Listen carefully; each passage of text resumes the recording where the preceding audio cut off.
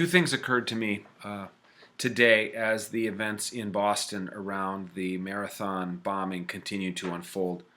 One was listening to the radio and listening to the reporter and the host on NPR talking for the first time very tentatively about the alleged bomber's religious affiliation.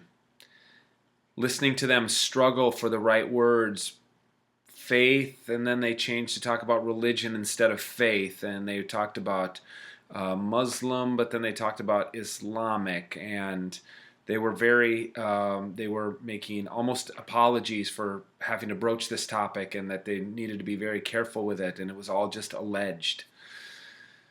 And it just reminded me that we live in a time where we're all still trying to figure out what it means to live in a United States of America that is not religiously homogenous anymore. We're shoulder to shoulder with people who believe very different things than we do. And there's a lot that we have to learn about people who believe differently than we do, and a lot that I, as a Christian theologian, have to learn. And I thought that even the timidity with which they were broaching the subject of the bomber's religion was refreshing. And I liked that they were being almost humble about it, and I think it reminded me to be humble about it as well. The second thing is I have 3 young children, and one of them, I saw one of her friends posted something on a social media site that basically said something like, you go to school, you get shot, you go to work, you get shot, you go to a marathon, you get bombed, I hate this world. Which is a very kind of maybe a natural thing for a pre-adolescent to emote in that way.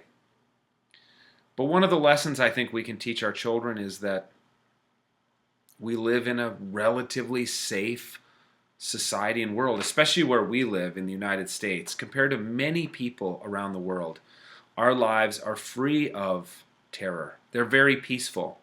And compared, I'm a historian by training, and looking back, we live in about the most peaceful time in human history. A lot of people, at least in our country, compared to the way most of the billions of human beings who've walked this planet have lived, we experience relative peace. So I think we should be thankful for that, and we should remind our children that in spite of moments of terror, in general, we've done a very fine job at building a society that is civil and peaceful and democratic and respectful.